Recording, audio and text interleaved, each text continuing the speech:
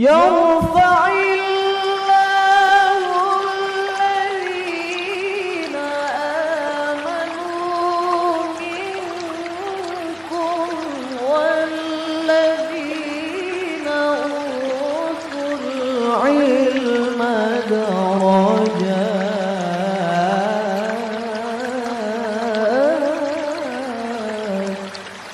Surah Al-Maidah ayat 27.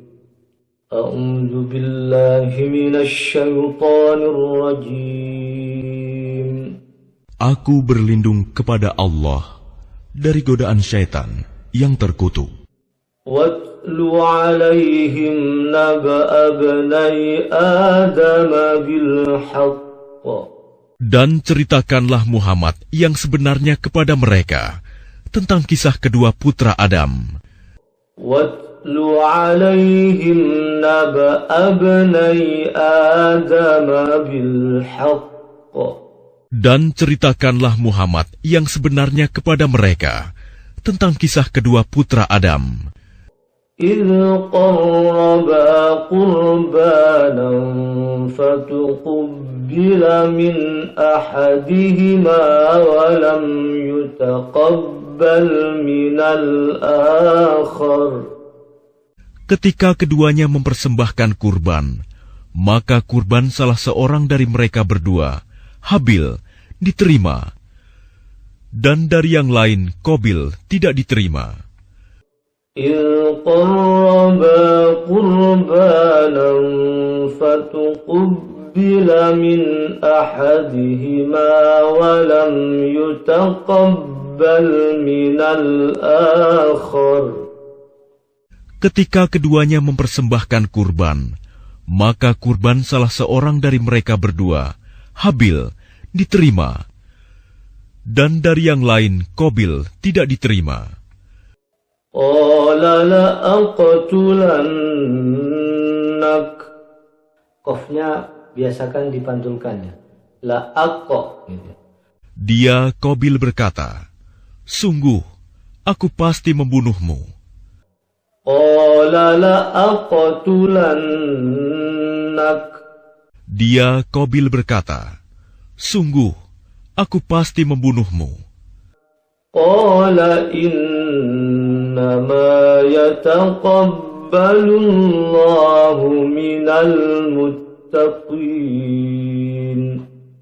Dia, Habil, berkata, "Sesungguhnya Allah hanya menerima amal dari orang yang bertakwa." Qala innama yataqabbalullahu minal muttaqin. Dia, Habil, berkata, "Sesungguhnya Allah hanya menerima amal dari orang yang bertakwa." Baik, sekarang kita terjemahkan perkata watlu dan ceritakanlah. Ya bisa, dan ceritakanlah. Sebetulnya utlu itu bacakan, tilawah. Itu pernah dengar tilawah kan? Jadi ini utlu ini. Tala yatlu, watlu, dan bacakanlah boleh, dan ceritakanlah boleh. Alaihim, ya, kepada mereka, atas mereka. Naba'a, kisah, boleh kisah. Naba'a itu sebetulnya berita, ya, berita. Naba'a, an-naba kan ada surah an-naba. Nah, di juz amma itu surah yang pertama itu an-naba, berita. Naba'a bisa kisah, bisa berita ya. Tapi arti kata dasarnya berita. Bacakanlah kepada mereka berita, atau ceritakanlah kepada mereka kisah, boleh. Ibnai, dua anak, ya, dua anak. Laki-laki atau perempuan ini? Laki-laki, ya. Kalau perempuan biasanya ada taknya ya. Ini ada taknya, berarti dua anak laki-laki atau dua putra Adam. Ceritakanlah kepada mereka tentang kisah dua putra Adam, dua anak Adam. Bil haqqi, dengan sebenarnya. dengan benar, dengan sebenarnya, dengan hak. Idh qarraba, ketika keduanya berkorban, kurbanan, dengan suatu kurban, ya kan? Dengan suatu kurban. Ketika keduanya berkorban dengan suatu kurban, atau ketika keduanya melaksanakan kurban. Fatuqubbila, maka diterima min, dari ahadihima, ya, salah seorang dari keduanya, maka diterima dari salah satunya, salah seorang di antara keduanya.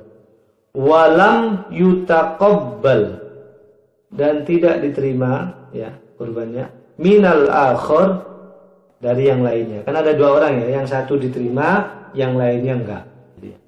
Qala, dia berkata, siapa yang berkata ini? Yang tidak diterima mengatakan, la aqtulannak, sungguh aku pasti membunuhmu. Ya, karena ada la pendek di awal itu artinya sungguh. Sungguh aku akan membunuhmu. Sungguh aku pasti akan membunuh kamu. Ya, karena kurbannya nggak diterima itu. Ya, kenapa kurbannya nggak diterima kok yang lain dibunuh? Ya, karena ada penyakit hati. Ya. Qala, dia berkata, siapa yang berkata? Satunya lagi, ya, yang diterima. Yang diterima mengatakan, innama, sesungguhnya hanya, ya, sesungguhnya apa-apa yang boleh, ya, taqabbalu, dia menerima, dia selalu menerima. Siapa dia? Allahu, minal muttaqin, dari orang-orang yang bertakwa. Sesungguhnya Allah hanya menerima amal ibadah, gitu ya. Sesungguhnya Allah hanya menerima kurban dari orang-orang yang bertakwa. Baik, ini ayat yang pertama dari paket tafsir 27 sampai 31. Jadi minggu depan masih tafsir lagi sampai ayat 31, ya. Sekarang Al-Maidah ayat 27. Dan ceritakanlah kepada mereka tentang kisah dua putra Adam dengan sebenar-benarnya, yaitu ketika mereka berdua melaksanakan kurban, diterimalah dari salah satu di antara mereka dan tidak diterima kurbannya dari yang lainnya.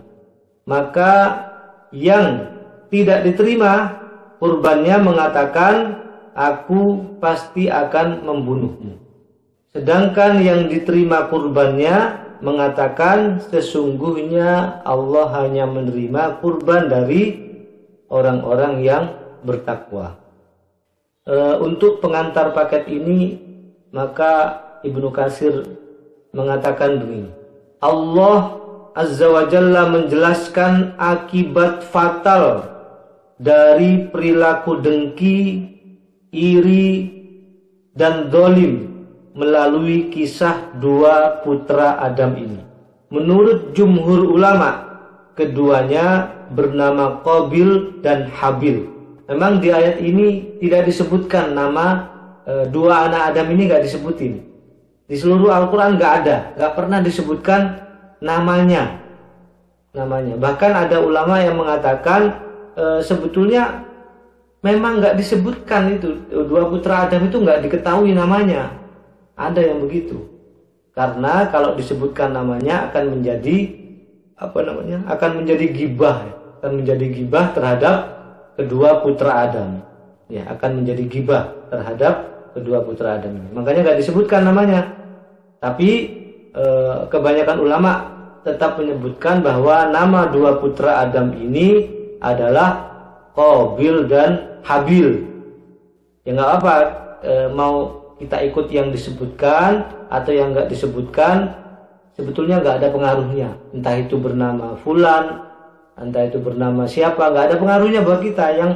Yang berpengaruh itu, yang harus kita renungkan itu adalah isi dari peristiwa ini. Tentang namanya nggak penting lah, nggak penting bagi kita namanya siapa ya. Ya kalau kita mau berhati-hati ya nggak usah disebutkan. Memang seperti Al-Quran ini nggak menyebutkan namanya. Yang diterima mengatakan begini, yang tidak diterima mengatakan seperti ini, gitu aja. Tapi kalau kita menyebutkan juga nggak ada salahnya. Karena apa nggak ada salahnya? Karena ulama memang menyebutkan. Ya, di tafsir Ibnu Katsir juga disebutkan namanya Qabil dan Habil. Salah seorang dari mereka menyerang yang lain. Ya, dalam hal ini Qabil ya, hingga membunuhnya karena kebencian dan kedengkiannya. Penyebabnya adalah karena Allah memberikan nikmat kepada Habil dan kurbannya diterima oleh Allah. Akhirnya yang terbunuh memperoleh keberuntungan atau dosa-dosanya diampuni dan dimasukkan ke dalam surga. Sedangkan yang membunuh memperoleh kekecewaan dan kembali dengan membawa kerugian di dunia dan kerugian di akhirat kelak. Ini pengantar dari paket tafsir ayat 27 sampai 31 surat Al-Maidah di Ibnu Katsir ya. Baik, kita masuk kepada bagian yang pertama. Watlu alaihim naba abnai Adam bil haqq. Bacakanlah atau ceritakanlah kepada mereka berita atau kisah dua putra Adam dengan benar. Maksudnya adalah ceritakan kepada mereka. Ini di tafsir Ibnu Katsir ya. Ceritakan kepada mereka. Mereka siapa maksudnya? Yang suka membangkang, yang gemar mendengki, dan yang suka membenci. Ceritakan kepada mereka. Yaitu saudaranya kera dan babi dari kalangan orang-orang Yahudi. Kemudian yang ketiga yang dimaksud dengan mereka adalah yaitu orang-orang yang semisal dan serupa dengan orang-orang Yahudi. Siapa yang semisal? Yaitu yang durhaka, yang membangkang, yang angkuh, yang sombong, yang pendengki, yang pembenci, yang pendendam, yang kufur, yang zalim, dan pembunuh para nabi. Nah, ini maksudnya ya. Jadi yang dimaksud dengan mereka adalah ada tiga hal di tafsir Ibnu Katsir. Yang pertama, yang suka membangkang, yang gemar mendengki, dan yang suka membenci. Yang kedua, saudaranya kera dan babi dari kalangan orang-orang Yahudi. Dan yang ketiga adalah orang-orang yang semisal dan serupa dengan orang-orang Yahudi, yaitu yang durhaka, yang suka membangkang, yang angkuh, yang ngeyel, yang sombong, yang pendengki, pembenci, kufur, dolim, dan lain-lainnya. Yang disematkan di dalam sifat-sifat orang Yahudi dalam Al-Quran. Tentang kisah dua putra Adam, yaitu Qabil dan Habil, menurut para ulama, dengan sebenarnya. Ceritakan tentang kisah dua putra Adam dengan sebenar-benarnya, yaitu dengan hak. Apa maksudnya? Ada 4 hal, yaitu secara jelas dan gamblang. Yang dimaksud dengan benar bil haq itu apa maksudnya? Yaitu secara jelas dan gamblang. Yang kedua, tanpa adanya pengelabuan dan kedustaan. Yang ketiga, tanpa adanya ilusi dan penggantian. Yang keempat, tanpa ditambah-tambahi atau dikurang-kurangi. Itu maksudnya dengan sebenar-benarnya. Atau apa tadi? Bil haq. Ceritakan kisah dua putra Adam dengan sebenarnya. Itu maksudnya ya.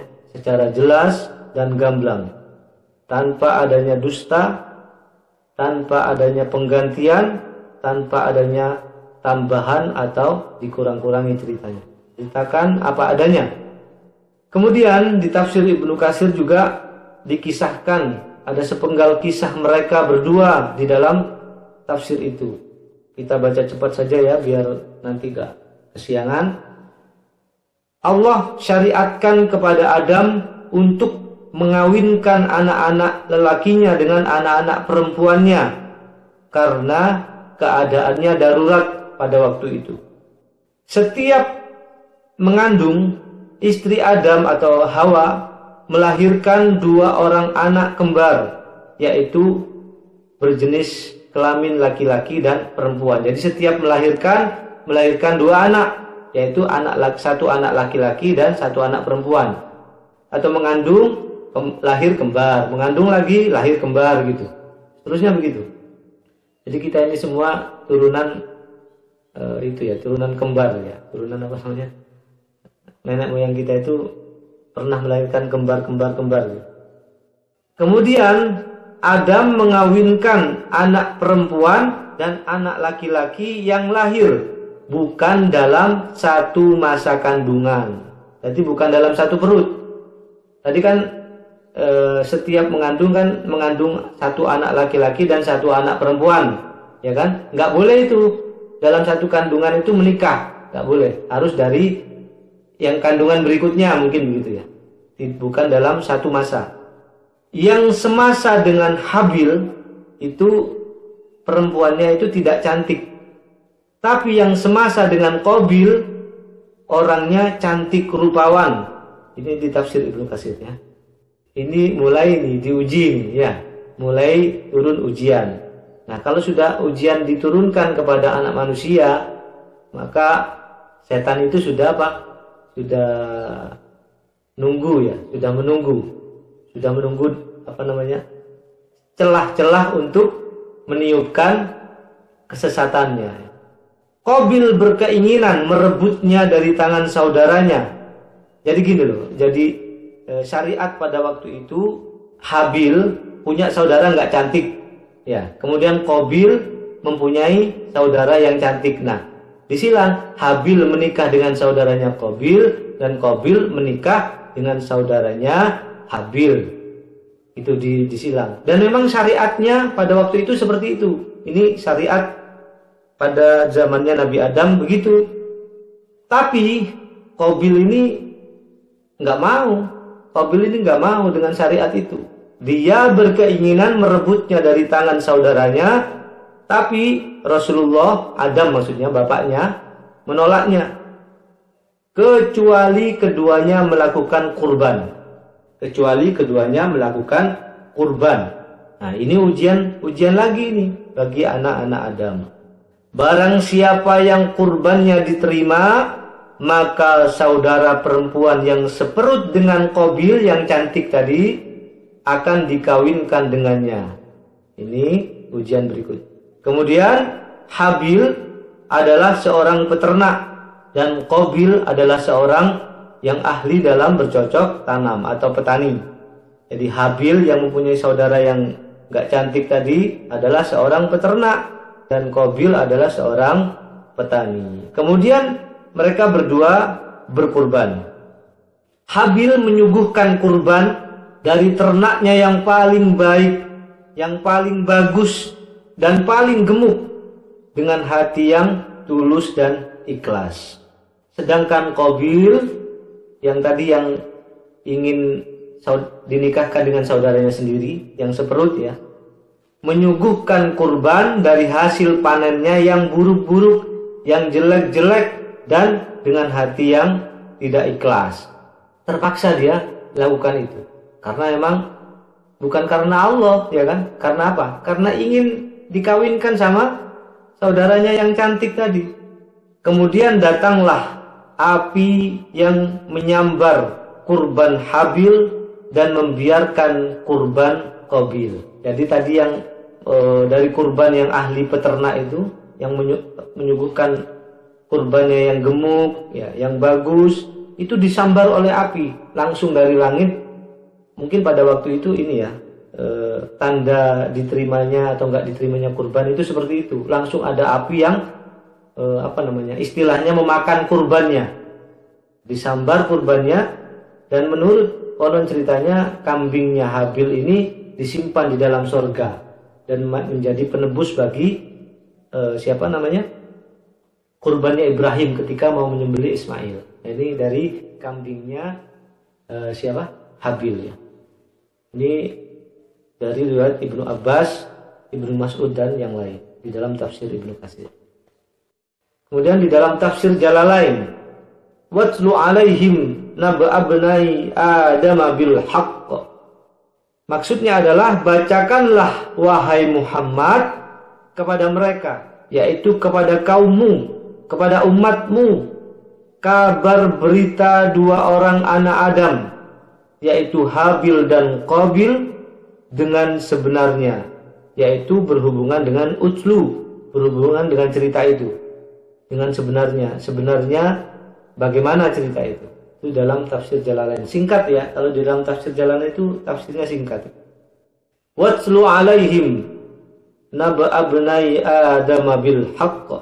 Maksudnya adalah bahwa di dalam kisah ini dijelaskan kejahatan pertama yang terjadi di dalam sejarah manusia dengan sebab yang mendorongnya sehingga kisah ini layak untuk dibaca dan untuk diambil faedahnya.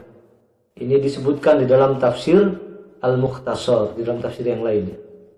Watslu alaihim naba abnai Adam bil haqq. Maksudnya adalah ceritakanlah dan sampaikanlah kepada umat manusia tentang persoalan yang terjadi antara dua putra anak Adam yang sebenar-benarnya. Bacakanlah dengan benar, jangan berdusta. Ceritakanlah dengan sungguh-sungguh dan jangan main-main dengan cerita itu, agar supaya orang-orang yang ingin mengambil pelajaran dapat mengambil pelajaran dengan sebaik-baiknya. Di dalam tafsir Al-Wajiz. Ini bagian yang pertama.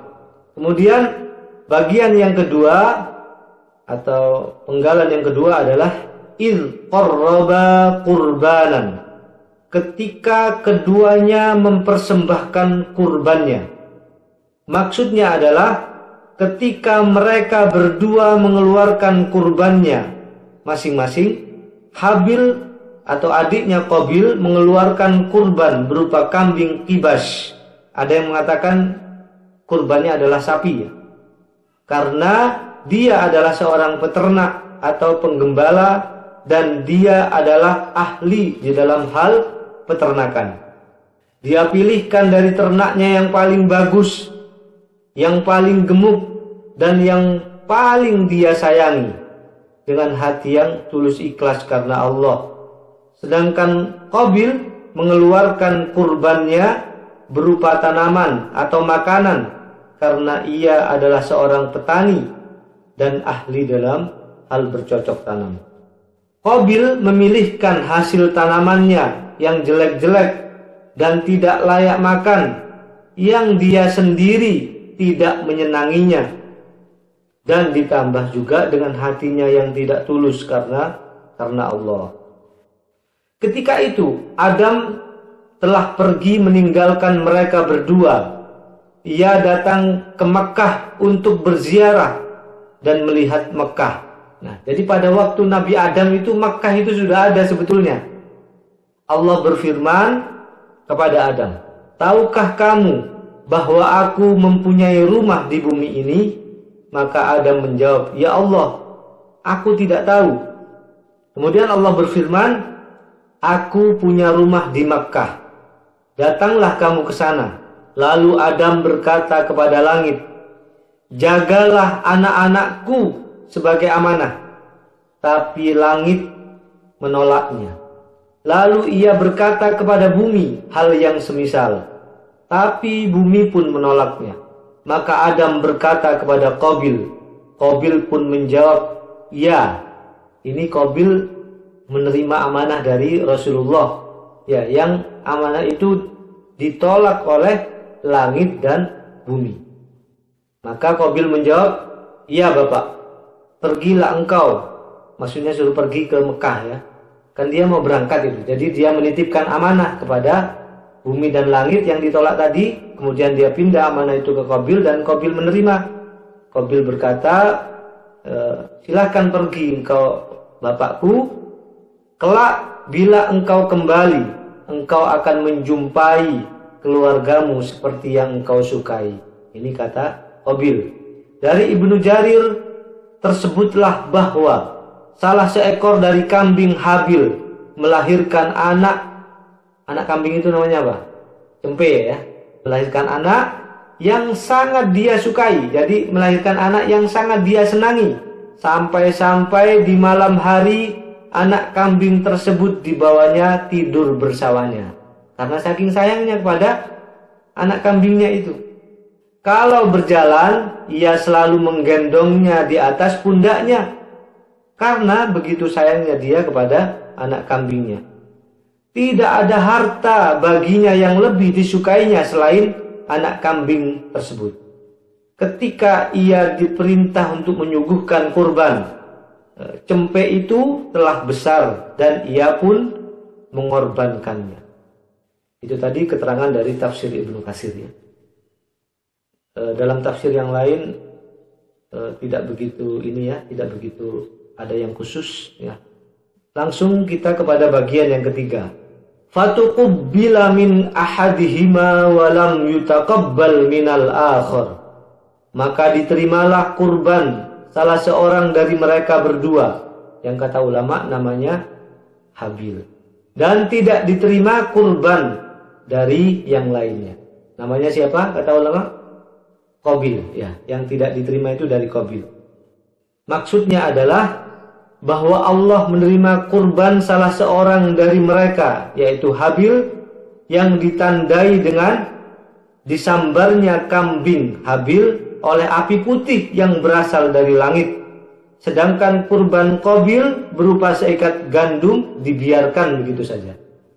Menurut suatu riwayat dari Ibnu Abbas dan yang lainnya, kambing tersebut disimpan di dalam sorga dan kelak dijadikan sebagai tebusan di dalam kisah penyembelihan Ismail oleh Nabi Ibrahim. Berawal dari syariat yang bertentangan dengan keinginannya ini, maka ia melakukan kurban bukan karena Allah dan Rasulnya, tapi karena keinginannya untuk menang di dalam persaingan itu. Itu siapa ini? Ini Qabil ya. Jadi syariat itu nggak seperti yang dia harapkan. Maka dia terpaksa melakukan syariat kurban itu. Ia membanggakan diri di hadapan Habil dengan mengatakan begini. Dia menentang syariat ya. Kemudian dia mengatakan begini kepada saudaranya.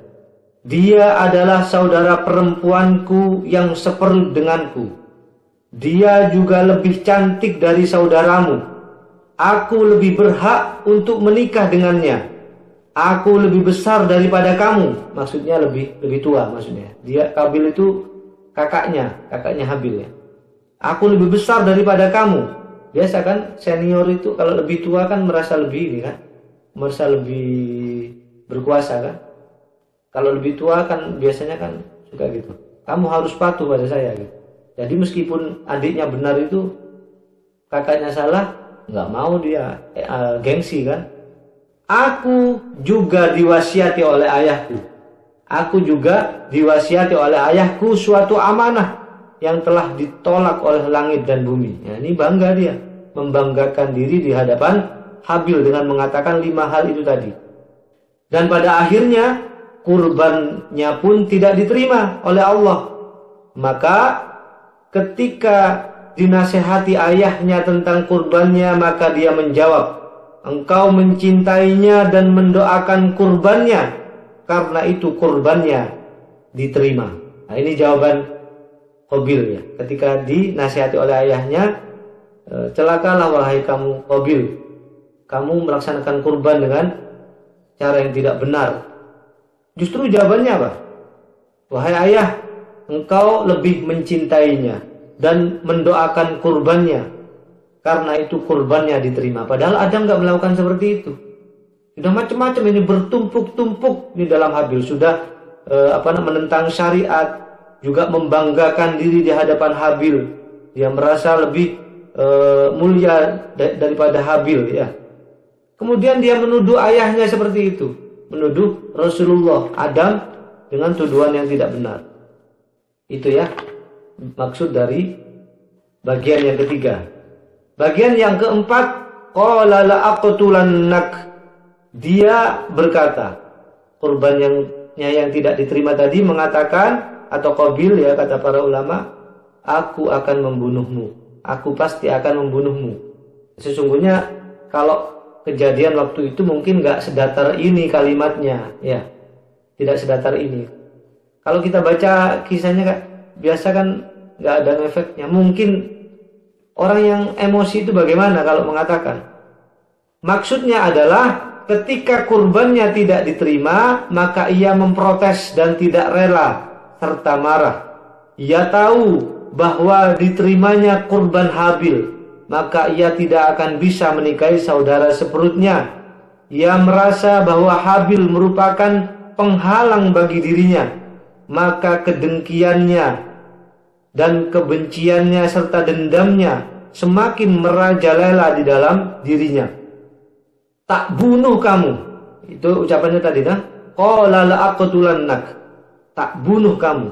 Agar Habil, maksudnya apa? Agar Habil tidak bisa mengawini saudaranya yang cantik tadi. Dan agar aku bisa tenang darimu. Maksudnya membunuh saudaranya itu agar dia bisa kawin dengan saudaranya dan agar dia bisa tenang dari Habil. Padahal bukan begitu cara mendapatkan ketenangan. Justru dia akan semakin tidak tenang ya dengan mengikuti hawa nafsunya. Habil mengatakan, apa dosaku? Salahku iku apa? Kok bisa mau membunuh aku gitu? Apa dosaku? Sesungguhnya Allah hanya mau menerima dari orang-orang yang bertakwa. Ini di dalam tafsir Ibnu Katsir. Qala la'aqtulannak. Maksudnya adalah anak Adam yang kurbannya tidak diterima karena kebencian dan kedengkiannya mengatakan, aku akan membunuhmu. Aku pasti akan membunuhmu. Ini di dalam tafsir Al-Wajiz. Qala la'aqtulannak. Maksudnya adalah Qabil marah karena kurbannya tidak diterima. Aku akan membunuhmu. Dia berterus terang menyampaikan apa yang ada dalam hatinya. Bukannya bermuhasabah dan berpikir kenapa kurbannya tidak diterima. Bukannya malah mengkoreksi diri, tapi dia, kenapa kurban saya nggak diterima ya? Bukannya malah merenung, bermuhasabah, tapi justru dia malah mau membunuh kurbannya orang yang diterima. Ini kan tambah gak bener gitu. Ini di dalam tafsir Al-Mukhtasar. Qala la'aqtulannak. Maksudnya adalah Qabil menjadi marah dan murka dan mendendam dan memendam kedengkian dalam dirinya sambil menunggu naik hajinya Adam dengan mengatakan, tak bunuh kamu. Kenapa kurbanmu diterima sedang kurbanku tidak diterima? Dan kemana-mana sudah dikuasai oleh rasa benci, dengki, dan dendam. Jadi meskipun Habil itu seorang yang soleh, seorang yang benar, tetap saja dia benci, tetap saja dia menganggapnya salah. Itu di dalam tafsir Jalalain ya. Kemudian bagian yang terakhir dari ayat ini adalah qala innama yataqabbalullahu minal muttaqin. Habil mengatakan sesungguhnya Allah hanya menerima kurban dari orang-orang yang bertakwa. Maksudnya adalah Allah hanya akan menerima kurban dari orang-orang yang menjauhkan dirinya dari kemusyrikan dan ikhlas dalam beribadah atau berkurban kepada Allah. Kelak pada saat manusia dikumpulkan di padang mahsyar, maka akan terdengar suara, di manakah orang-orang yang bertakwa? Maka mereka berdiri, atau orang-orang yang bertakwa itu berdiri dalam lindungan Tuhan yang Maha Pemurah. Allah tidak menutupi dirinya dari mereka. Jadi tidak ada pemisah antara Allah dan orang-orang yang bertakwa. Dan tidak pula bersembunyi dari mereka. Jadi tidak ada sekat lagi antara mereka dengan Allah. Ini di dalam tafsir Ibnu Katsir. Qala innama yataqabbalullahu minal muttaqin. Maksudnya adalah Habil menjawabnya dengan lembut. Sesungguhnya Allah hanya menerima kurban dari orang-orang yang bertakwa. Apa dosaku dan apa salahku sehingga kamu ingin membunuhku? Hanya karena aku nurut, hanya karena aku bertakwa kepada Allah, hanya karena aku taat kepada Allah yang merupakan kewajiban atas diriku, merupakan kewajiban atas dirimu, dan kewajiban atas siapapun juga. Hanya karena itu maka seseorang ingin membunuh yang lain. Jadi jangan heran kalau orang baik itu diancam dibunuh oleh orang-orang yang tidak baik. Jangan heran, itu sudah dari dulunya, dari nenek moyangnya sudah seperti ini ya. Jadi kebaikan dan keburukan itu selalu bermusuhan ya. Qala innama yataqabbalullahu minal muttaqin. Maksudnya adalah Habil menjawab dengan tenang untuk memadamkan api kebencian dan kedengkian yang menguasai saudaranya dengan berusaha memahamkan bahwa persaingan untuk mendapatkan ridho Allah merupakan medan yang teramat luas. Pahala dari Allah pun juga tidak terbatas. Untuk apa bersempit dada dan bersedih sedangkan kesempatan dari Allah terbuka luas? Mengapa seseorang tidak sibuk memperbaiki dirinya, meluruskan niatnya, dan memperbaiki kualitas amalannya? Wahai saudaraku, kata Habil ya, itu kan masnya ya, mas, sesungguhnya amalan itu akan diterima dari orang-orang yang bertakwa. Penyebutan ketakwaan di dalam keadaan seperti ini adalah agar dia takut dan sadar serta berhenti dari niat jahatnya. Ini di dalam tafsir Al-Mukhtasar. Saya kira itu ya tentang surah Al-Maidah, tafsir dari surah Al-Maidah ayat 27, bagian yang pertama dari paket tafsir 27 sampai ayat 31 ya. Berikutnya adalah apa pelajaran yang bisa kita ambil dari ayat ini. Ini yang paling penting ya. Yang pertama, saya mencatatnya ada 6 ibrah, ada 6 pelajaran yang bisa kita ambil dari surah Al-Maidah ayat 27 ini. Yang pertama adalah wajib menceritakan atau menyampaikan berita yang benar. Wajibnya menyampaikan berita yang benar. Dan ini adalah tugas seorang muslim.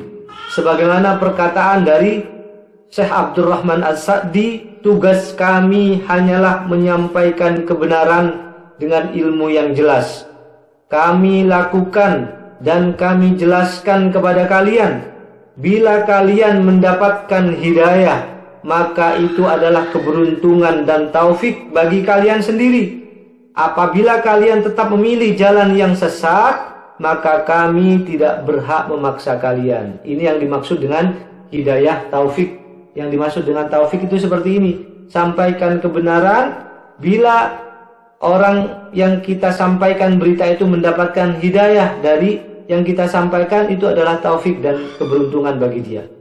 Tapi bila dia tetap memilih jalan yang sesat, ya kita nggak berhak memaksa. Ya sudah, dia memilih jalannya sendiri. Menyampaikan kebenaran dengan ilmu ilmiah atau dasar atau dalil yang jelas dan cara penyampaian yang lembut dan penuh hikmah. Ini yang disebut dengan hidayatul bayan. Ya, ini adalah bayan atau hidayah bayan. Jadi tidak hanya menyampaikan saja, menyampaikan kebenaran, tapi harus menyampaikan dengan ilmu yang jelas, dalil yang jelas, dan cara penyampaiannya juga harus dengan penuh hikmah. Sampaikanlah kepada jalan Allah dengan hikmah. Sampaikan kebenaran itu dengan benar. Ini, sampaikanlah kebenaran itu dengan benar. Jangan sampai kesalahan yang disampaikan dengan benar mengalahkan kebenaran yang disampaikan dengan salah. Jangan biarkan orang yang menyampaikan kesalahan dengan cara yang benar dianggap sebagai pahlawan, sementara orang yang menyampaikan kebenaran dengan cara yang salah dicap sebagai penjahat. Hati-hati ya. Menyampaikan kebenaran itu hati-hati. Jangan sampai disampaikan dengan cara yang tidak benar. Jadilah orang yang benar. Sampaikan yang benar. Dan benarlah di dalam menyampaikan yang benar. Saya ulangi, jadilah orang yang benar. Sampaikan yang benar. Dan benarlah di dalam menyampaikan yang benar. Jadi menyampaikan kebenaran itu adalah hukumnya wajib. Yang dapat kabar kebenaran wajib mengikutinya. Adapun kaidah asal dalam menyampaikan berita kebenaran adalah sampaikan dengan jelas dan gamblang, tanpa pengelabuan dan kedustaan. Jangan sampaikan kabar bohong. Cara menyampaikannya dengan tidak ditambah-tambahi atau dikurang-kurangi, apalagi diganti-ganti. Seperti orang-orang pendahulu kita, kaum Nasrani dan Yahudi, mengganti-ganti berita dari Allah. Itu kaidah dalam menyampaikan berita. Sampaikanlah dengan benar. Ya, sampaikan kebenaran itu walaupun pahit, walaupun dicela orang, ya, dihujat orang.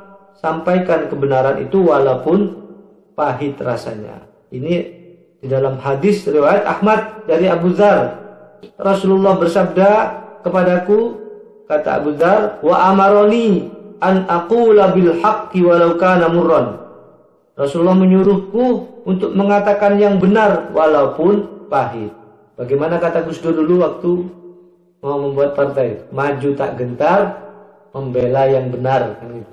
Maju tak gentar, membela yang benar. Membela sesuatu karena benar, bukan karena orang dekatnya, bukan karena sahabatnya, bukan karena kerabatnya, bukan karena seetnis, bukan karena golongannya, bukan karena seiman dengannya, bukan karena seagama dengannya, bukan karena istrinya, bukan karena bapaknya, bukan karena adiknya, tapi membela kebenaran itu karena memang orang itu adalah benar.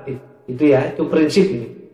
Sampaikanlah agama atau Al-Quran dan Sunnah itu meskipun satu ayat. Sampaikan kebenaran itu meskipun satu ayat. Paling tidak kita tahu semua surah Al-Asr ya. Watawassaw bil haqq. Ya, saling nasihat menasihati dalam masalah yang benar. Ya, itu yang pertama. Ibrah yang pertama, wajib menyampaikan yang benar. Ya, sampaikan kebenaran itu. Ya, sampaikan yang benar dengan cara yang benar. Yang kedua, pelajaran yang kedua yang bisa kita ambil adalah bahwa beragama atau beramal itu harus berdasarkan ilmu, bukan berdasarkan perasaan dan hawa nafsu. Bahkan di dalam Sahih Bukhari ada bab tersendiri dalam masalah ini, yaitu bab al-ilmu qoblal qawli wal amal. Bahwa ilmu itu adalah sebelum berkata dan beramal. Itu syarat sahnya perkataan dan syarat sahnya amal. Ibnu Qayyim mengatakan al-aminu bila ilmin kasairi bila dalilin. Orang yang beramal tanpa ilmu seperti orang yang berjalan tanpa penuntun.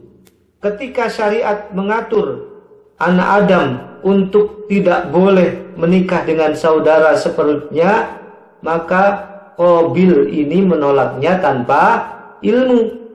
Nah, tapi menolaknya dengan apa? Dengan perasaan dan dengan keinginannya serta hawa nafsunya. Ya. Padahal syariat itu nggak boleh menikah dengan saudara seperutnya. Ini adalah beramal tanpa ilmu atau berkata tanpa ilmu. Nah, kita nggak boleh seperti itu. Kalau mau berkata-kata itu harus dengan ilmu, atau beramal harus berdasarkan ilmu, bukan berdasarkan perasaan dan hawa nafsu. Pelajaran yang ketiga adalah bahwa berkurban atau beribadah kepada Allah itu dengan sesuatu yang baik, memberikan dengan yang baik, dengan harta yang baik dan dengan harta yang dicintainya, bukan dengan harta yang buruk dan dia sendiri sebetulnya tidak membutuhkan. Ngasih orang dengan sesuatu yang jelek-jelek, dia sendiri nggak senang dengan itu. Wa atal mala ala hubbihi, berikan harta yang kamu senangi. Jadi kalau berkurban itu harus dengan yang baik-baik. Pilih yang gemuk, pilih yang bagus, kan gitu. Itu yang ketiga. Berkurbanlah dengan sesuatu yang baik. Yang keempat, pelajaran yang keempat adalah bahwa ayat ini menerangkan tentang haramnya iri, dengki, benci, dan dendam. Bagaimana yang terjadi pada Qabil tadi. Allah berfirman, "Innama yuridu syaitanu ayyuqi'a bainakumul adawata wal baghdha."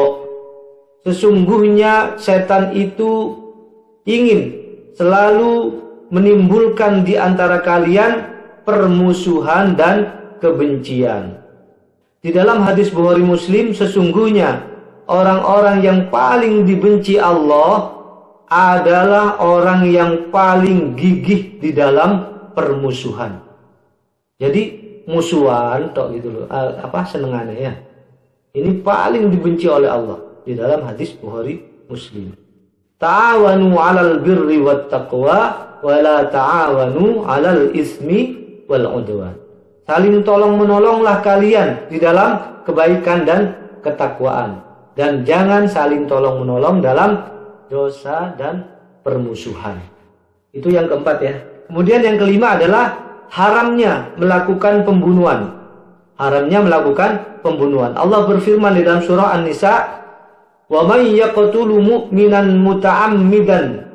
Barang siapa membunuh orang mukmin dengan sengaja, fajazauhu jahannamu khalidan fiha. Maka Allah akan membalasnya dengan 5 balasan. Yang pertama, fajazauhu jahannamu khalidan fiha. Allah akan menyiksanya di neraka jahanam. Yang kedua, khalidan fiha. Dia kekal di dalamnya.